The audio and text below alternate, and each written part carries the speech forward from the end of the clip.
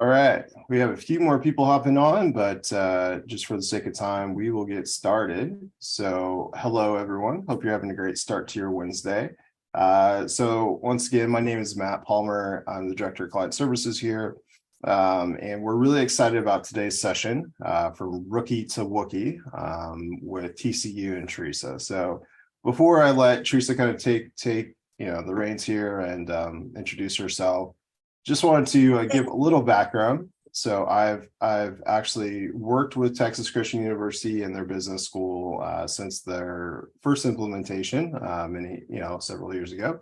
And I will just say Teresa especially has taken them from a stable place and working through some stuff to really just soaring with the product in Salesforce. So she's a tremendous asset, and she's very knowledgeable in thinking through business process. And so I'm really excited that you and everyone get to hear from her and this particular project that she was talking about. She partnered with us, and I had some involvement as well. And so I will be maybe chiming in on a few different areas and helping field Q&A as well. But with that, Teresa, I'll let you go ahead and take it away. Thanks, Matt. And just to give you all a little background, as he said, my name is Teresa Kanegi, and I am the Salesforce Administrator for the Neeley School of Business at TCU. We use the full suite of Enrollment RX products to recruit and admit graduate business students. I've been working at Neeley for many years now, but I transitioned into the position of Salesforce Administrator in April of 2021. And I was there in the initial training when Matt first set us up in our Salesforce instance in 2018, but I was only there as the webmaster and only concerned myself with form builder and part-out emails. I came in and out of Salesforce org several times as a caretaker, and then I was hired to do it full-time. And when I started, they were already starting to work with Matt on this project. They gave him the business problem that I'm about to explain, and then the answer he came up with, he and the Enrollment RX team, and helped flesh out. So when we look at applicants for various programs, there are factors that they are looking for in a candidate. Do they have intellectual curiosity and analytical strength? What are their career goals and leadership potential? What professional experience do they have? And what is their ability to contribute a diverse point of view to the program cohort? More importantly, how do we measure or quantify these to come up with a score as to how well a candidate fits with a given program? There are 6 factors that speak to these areas. We can look at a candidate's GMAT score. We can look at their GPA. We can look at the number of years of work experience they have and what kind of experience were they doing. If all of that time, all of those years of work experience were just, in data entry, it will mean less than if they had any kind of managerial experience. They want to see if the candidate can specify why they want an MBA or an MS, and that speaks to their career goals. And they want to look at how diverse their point of view is. For each of these factors, we're going to give them a score on a 5-point scale. Here you can see the ranges for the GMAT score, or if they took the GRE, the converted score. Here you can see the GPA and how a GPA ranks in the 5-point scale. This is the years of work experience as it relates to the professional MBA program. For each of our programs, this particular factor will look different because for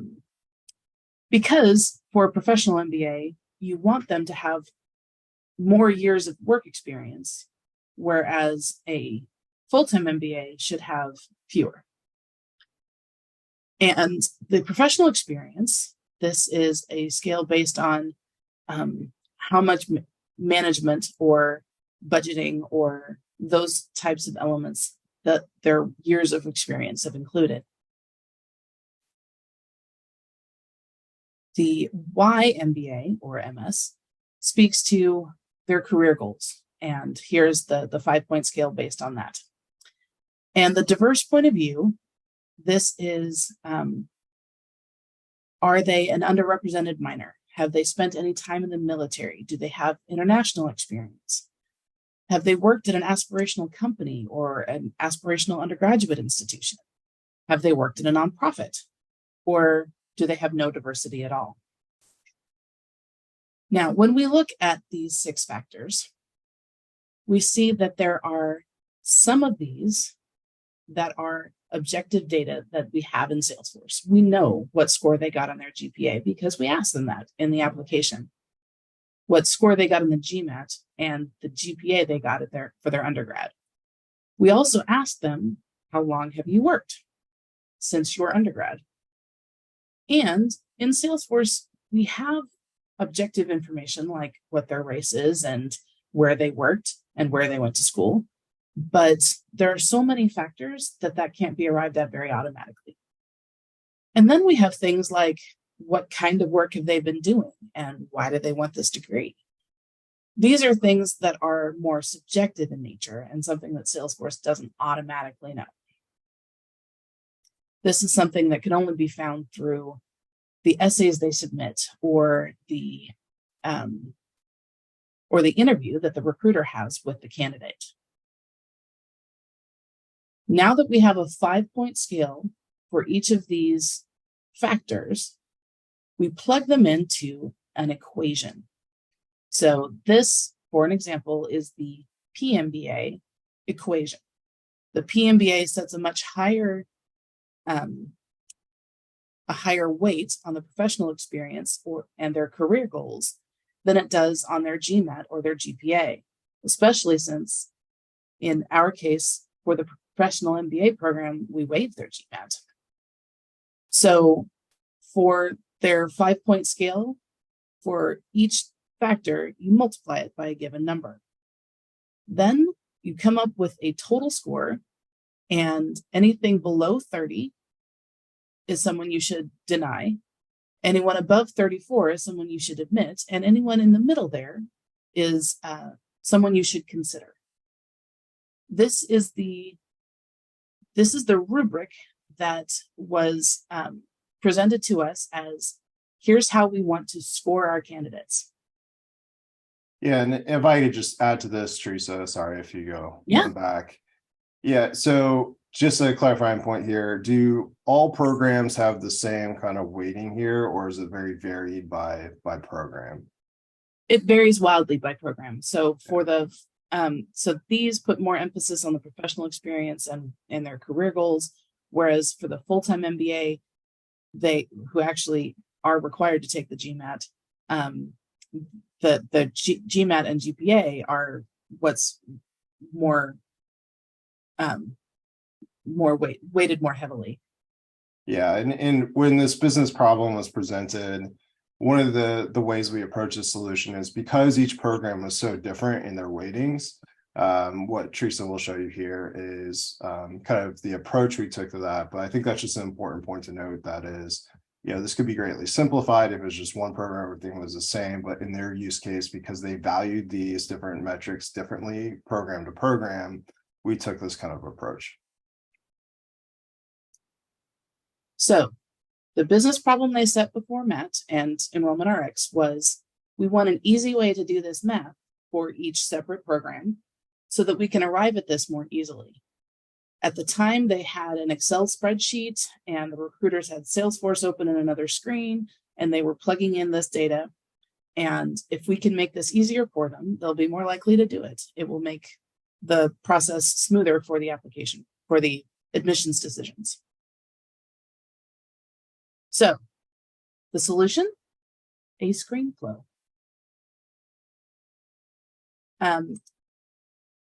Before talking you through how this works, I'm going to let Matt speak to why they chose a screenflow. Yeah, thanks, Teresa. Yeah, so really what the holistic kind of thing we presented here was kind of a two-step thing. This is a good example of how we're leveraging Salesforce technology alongside of our products. So what Teresa will mention here in a second is ReadRx does get involved in this later on, but for these original calculations, using native just formulas in Salesforce, if you're not aware, have limitations, right? So there's only so many inputs you can put into a field before it errors out because it can't calculate that much.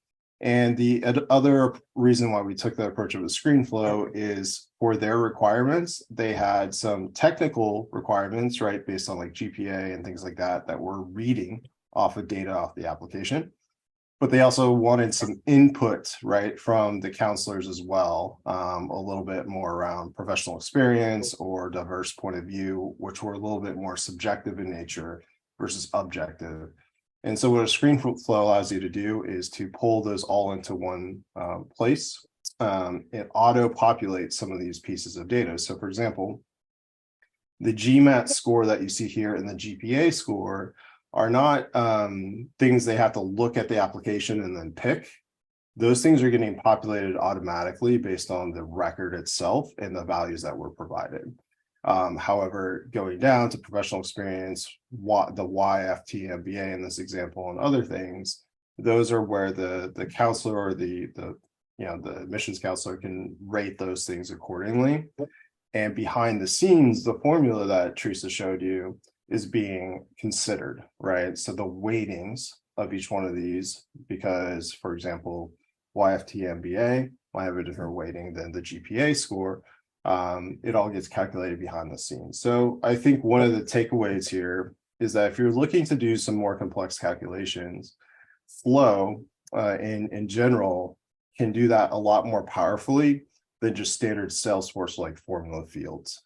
So it depends on your use case a little bit, but that's the reason why we kind of took this approach. But with that, Teresa, I'll let you kind of talk through it. Yeah. So as Matt said, these first three are pre-populated, but it does allow for the recruiter to change the values if needed, although they shouldn't, because these are pieces of concrete information. And then these are drop downs that they can choose from the list of options, and the list of options are actually spelled out there and not just 1 through 5, and you have to remember what they mean. And then these are pieces of data that Salesforce knows about the candidate that speak to their diversity. So with this information, the recruiter can easily choose how diverse their point of view is from this list, because they have this information just right there and they didn't have to remember it or look it up on the application before they start. Then once they hit next, it will give you this screen, which says the consideration range for this particular program is 45 to 49. And the total score that these answers gave is 50. So once they hit next, it will populate these fields at the top of the application with the total score and here's what you should do with that. You should admit this candidate. So that's what it looks like on the front end for the recruiter. Very simple, very fast. They can just answer those 3 questions and hit next and get that answer.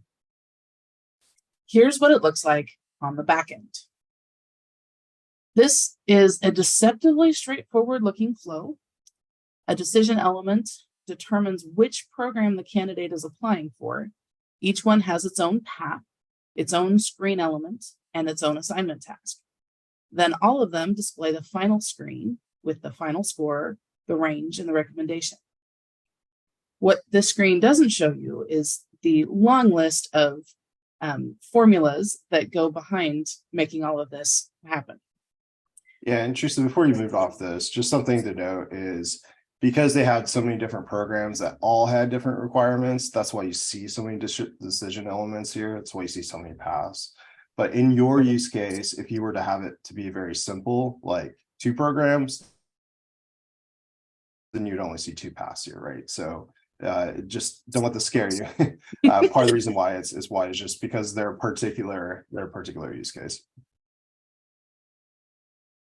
So what is all of this doing? It's fairly straightforward. Each of the drop downs populates a field on the application. A formula in the flow converts the number choice into a number based on the scales provided, which populates a second set of fields. The numbers in the score fields are then entered into the equation for that program, which weighs each score differently. And this populates a total rubric score field. Then, based on the consideration range for each program, the total score is translated into admit, consider, or deny. This is just a regular formula field on the application.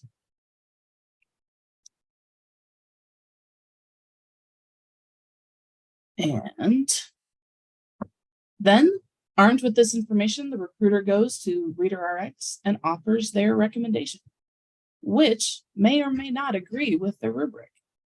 And when their recommendation is different, they might spend more time explaining why they think the candidate is appropriate or not. And when the recruiter and the rubric agree, the director, who makes the ultimate admissions decisions, can more easily take their word for it and follow their recommendation.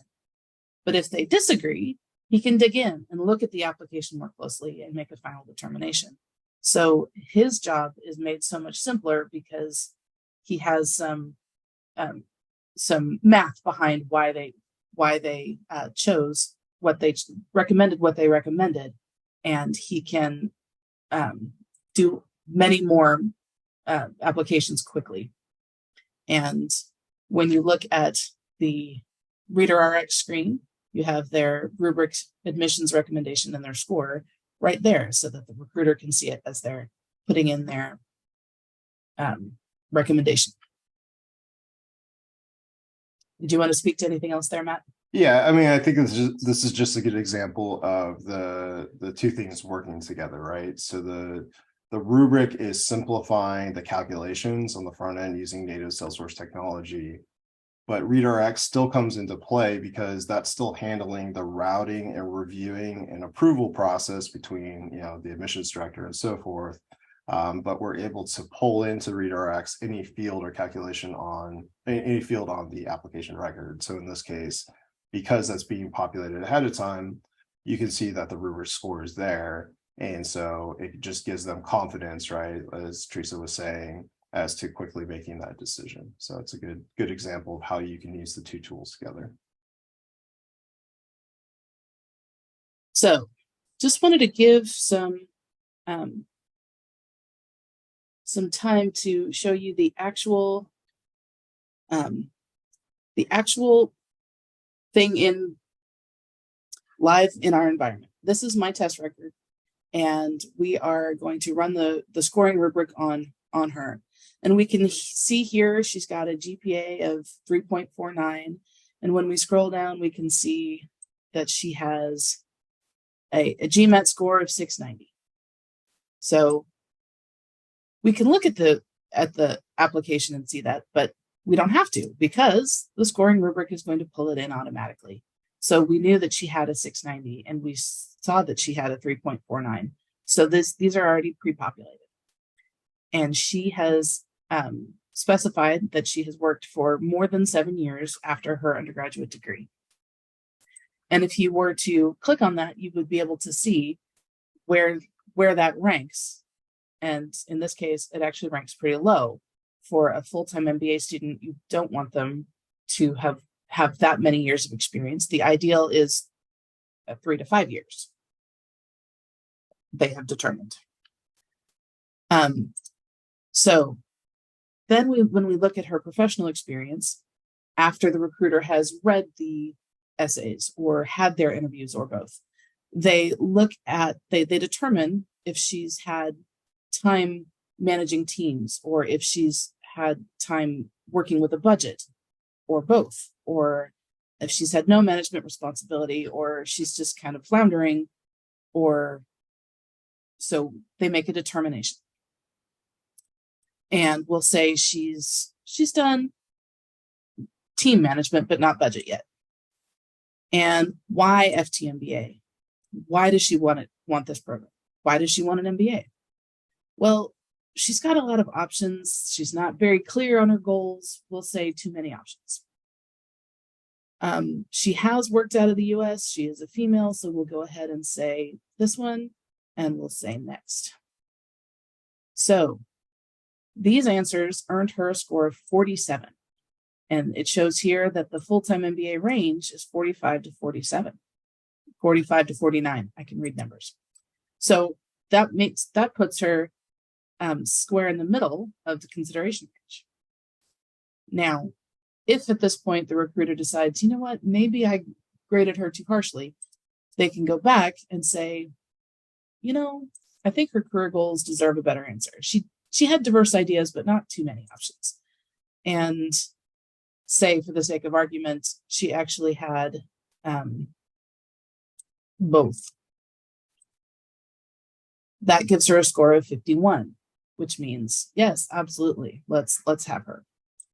Now, for the full-time MBA, which rates the GMAT higher, we can adjust her GPA and GMAT. And again, this isn't something you would do in real life, but for the sake of seeing how this works.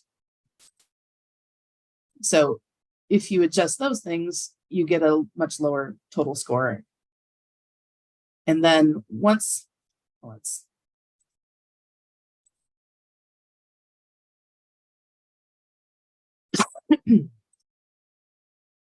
so we hit next, and it will populate these fields for us so that we see the rubric says we should admit her, and this is the score she got. So Peggy here is an full-time MBA candidate, and the math works out that way for her. Natalia, on the other hand, Tasha is a professional MBA candidate. So let's run the scoring rubric on her. Automatically from the application, we know that she hasn't actually taken the GMAT, which is very common in our case. We the evening programs waive the GMAT. She's got a lower GPA, but she's worked 4 to 7 years in her. That's how many years she worked, and we can say she's got above average professional experience, and she's got alternatives, and she is female,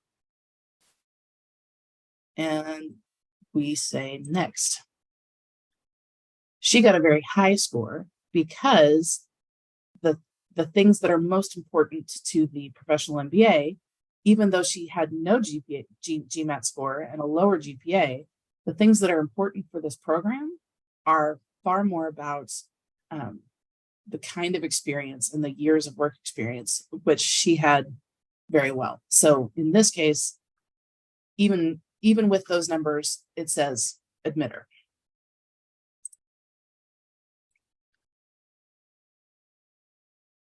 So we come here to the Reader RX, and we find Peggy on this list, and we go to give our recommendation, and we see it says we should admit her, and this was her score. So that's the front end that the reviewers see. Teresa, yes. Sorry, before we move on to that, one question that may come up, that maybe somebody on the audience has, is thinking about is it possible to run a report? You don't have to show doing that, but is it possible to run a report or a list view using that rubric score as well? Like if I wanted to say, hey, I want to see all of my PMBAs for the fall with a score of a 40 or something like that. Is that possible? Absolutely.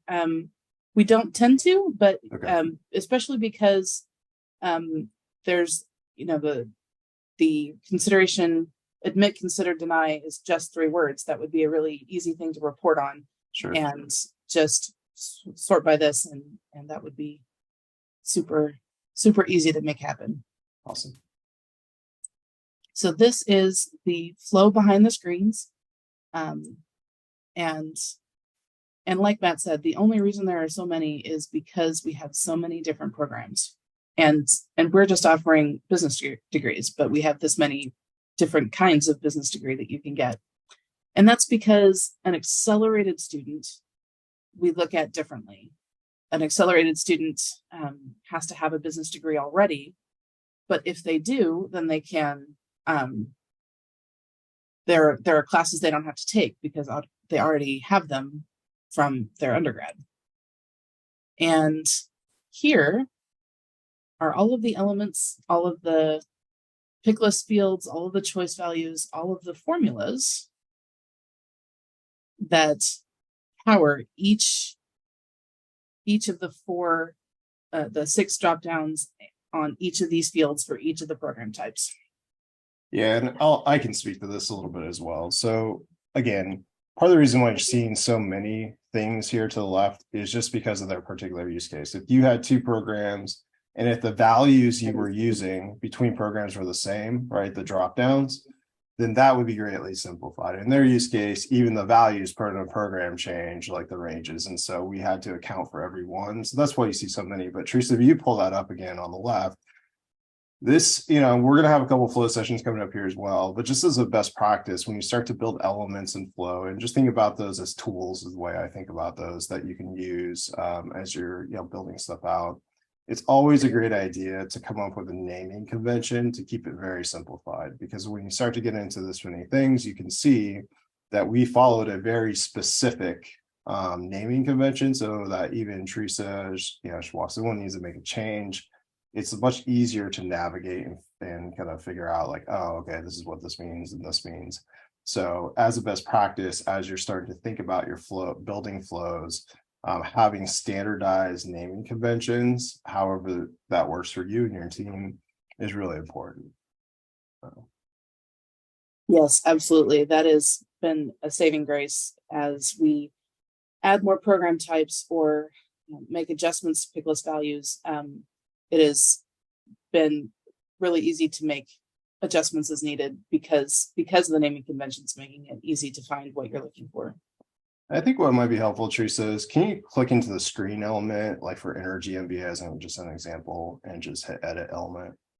So what you see here is when you're building a screen flow, specifically, there are elements and attributes here that you would use as part of the screen. So when somebody is going, what Teresa just showed, and picking, like in this example, Energy MBA, the elements that are populating each one of these drop downs, this is kind of the configuration behind the scenes a little bit. We're not going to go super deep into it, but I think it is helpful to see.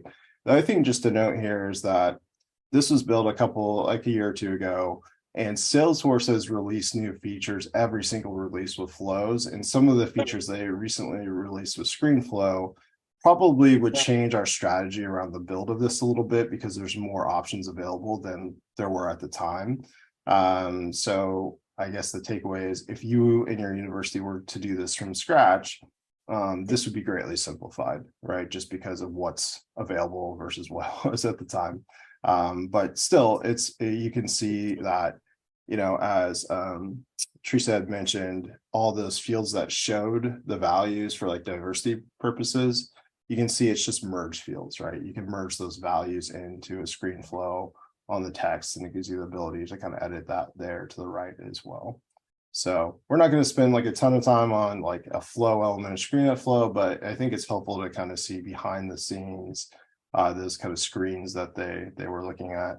And this was a 2-screen process, right? So screen 1 did the calculation, screen 2 showed the result, which is this element here, which took the calculation into it. So.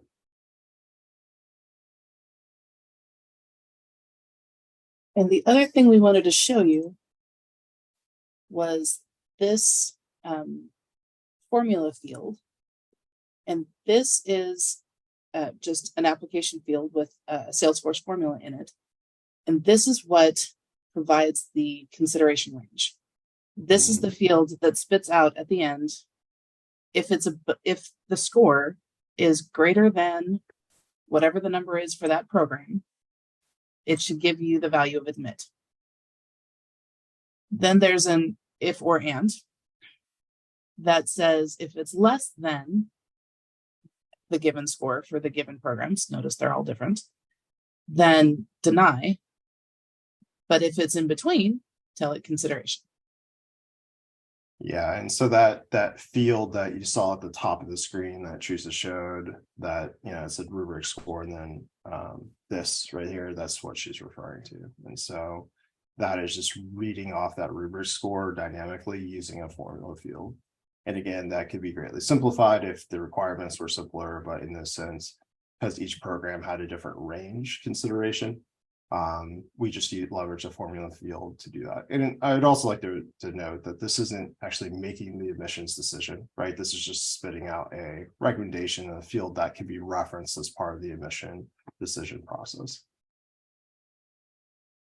Because like I said, this just gives the recruiter a way to tell the admissions director, here's why I'm right, or yes, it says this, but, and lets the admissions director, who makes the final admissions decisions, know if he can just, okay, the recruiter and the rubric agree, let's just move on. Or those are different. Let's dig in. Let's look at the pieces. Let's read these essays. Let's spend more time on this. So it's part of this is making the ultimate decisions easier on the admissions director, but it definitely is not the final answer. Yeah, that's great. So that is what I had to show you. And if there are any questions that you have for me or for Matt, I'm happy to field your questions. Yeah, so certainly feel free to use the Q&A box if there's any other questions.